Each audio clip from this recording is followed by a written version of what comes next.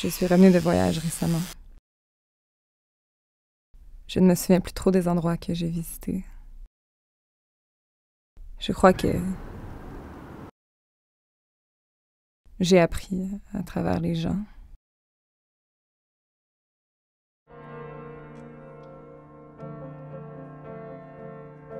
Ça a commencé avec un photographe que j'ai rencontré.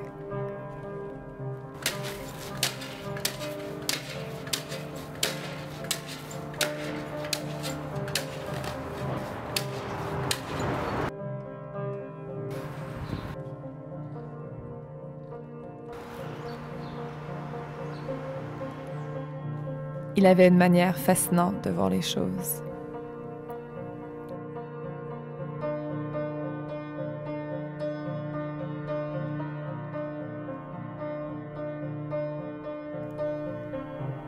Il passait des heures sans compter dans les ruelles et sous les ponts.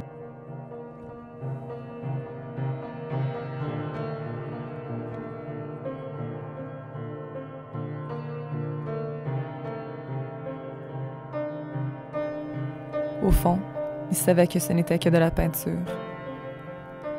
Il m'a montré une série qu'il avait construite par rapport à une artiste qui faisait des tags. Emma. Emma avec le halo. Il ne savait même pas si elle existait vraiment. Mais son nom, il était partout.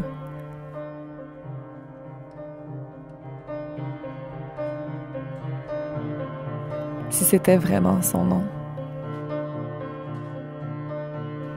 Contre les murs, autour des poteaux, sur les réservoirs.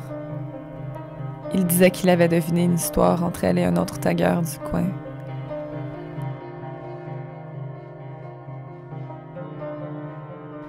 Emma, ça aurait pu être n'importe qui.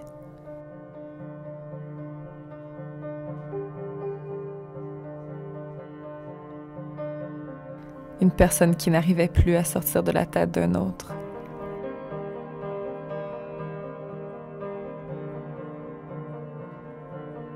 Ou peut-être un simple gamin de 14 ans.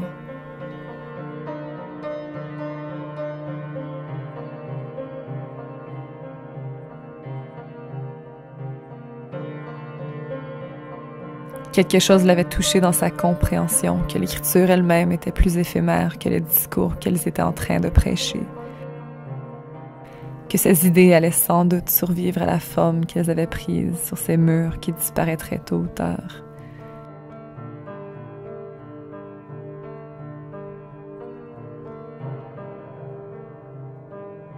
Il continuait à documenter. Après tout, qu'est-ce qu'une personne pouvait faire d'autre?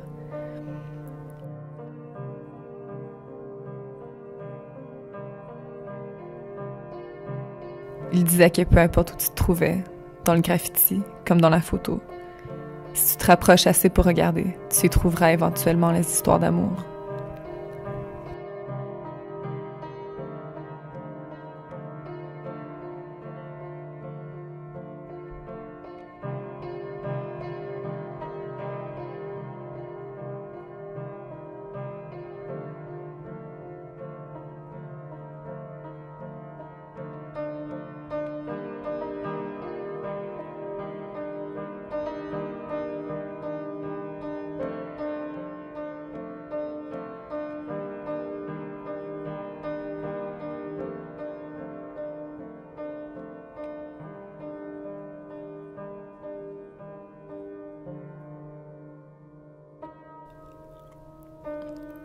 Ensuite, il avait cette femme qui venait du sud de la France. Elle jurait qu'elle avait vu le futur dans un trip de LSD au Mexique.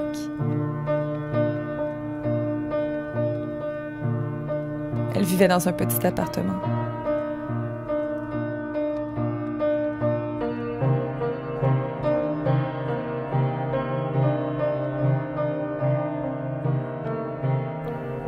Et les cachait dans ses plantes.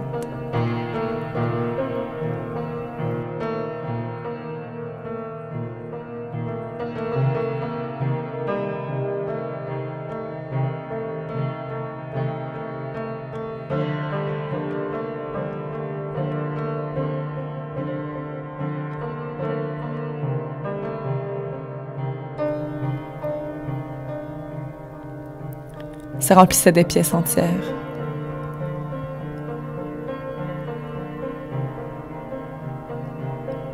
Des pièces remplies d'objets uniques.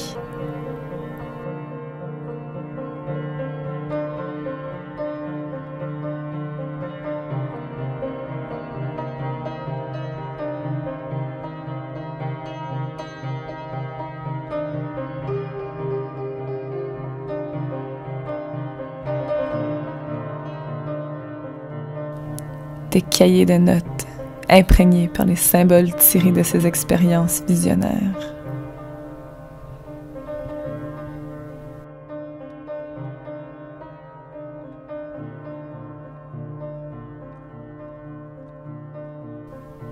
C'était sa manière de comprendre le monde.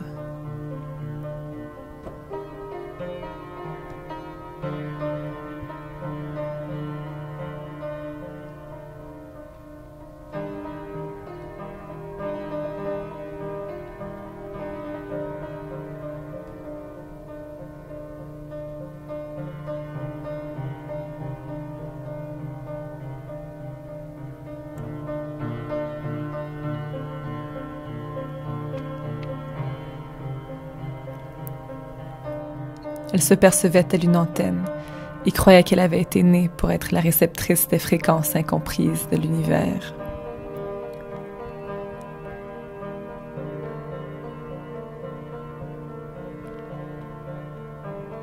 Et essayer de les comprendre était sa seule et unique ambition.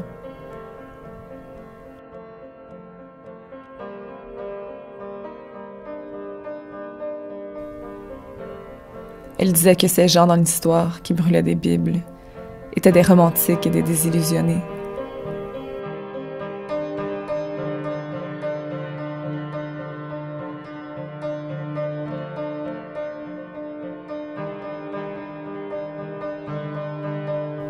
Ils ne faisaient que brûler la référence.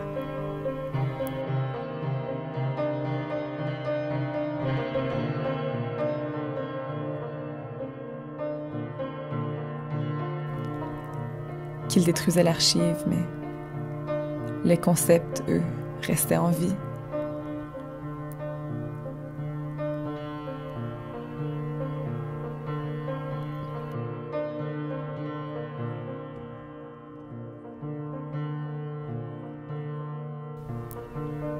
Elle mettait ses propres pensées les plus précieuses au même test.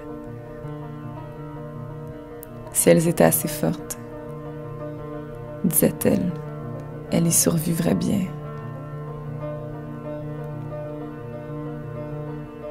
C'était une adepte des rituels.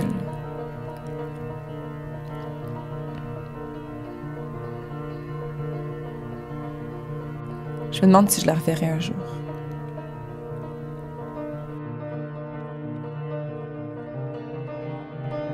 Ensuite, il y avait un autre homme que j'avais rencontré.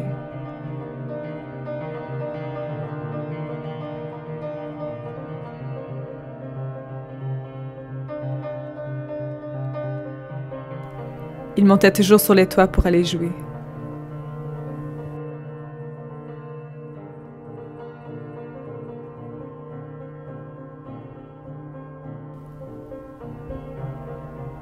Il me rappelait surtout un garçon.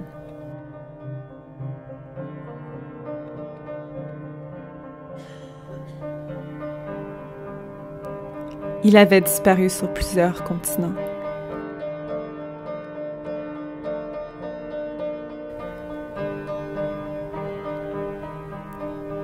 Pour remplir cette douleur compulsive contre le silence.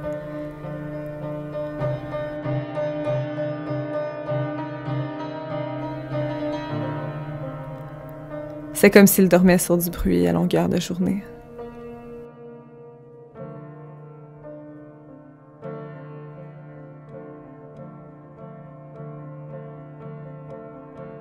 Lorsque je l'ai rencontré, il jouait de l'accordéon dans la rue et m'a invité à prendre le thé pour le coucher du soleil. Il disait qu'il fallait bien savoir enterrer la vie.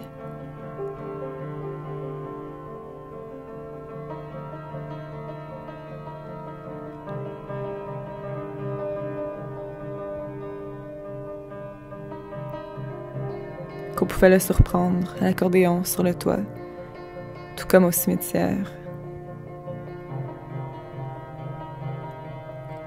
Qu'il aimait jouer pour les morts et pour les finales des journées.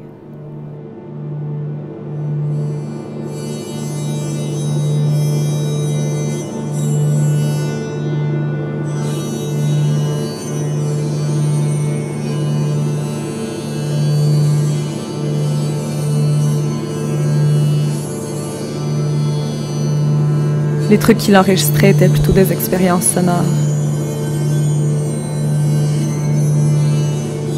De la recherche.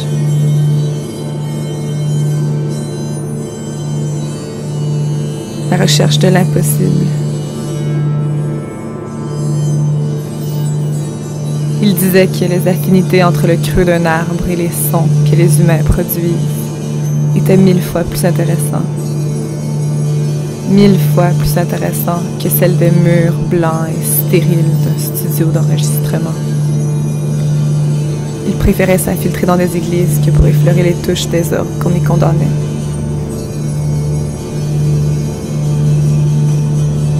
S'il dormait avec des cache-oreilles, c'est qu'il était trop sensible au son.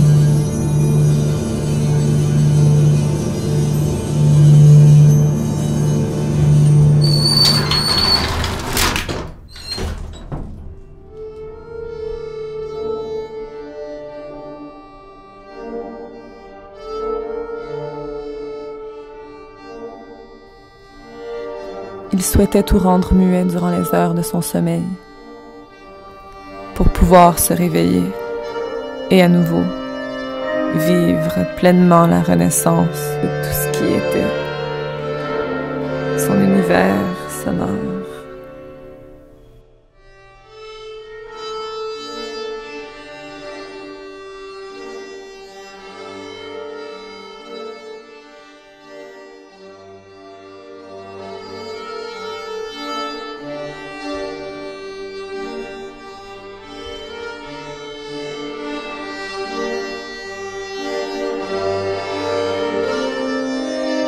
Pourtant, je ne l'ai pas croisée trop par après.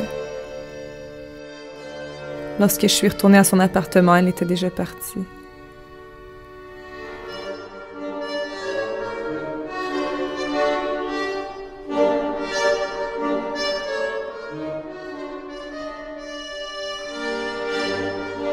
On racontait qu'il allait enregistrer du bruit dans un autre pays.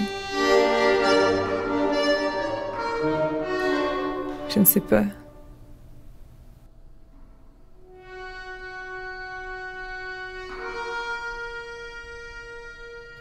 Ailleurs.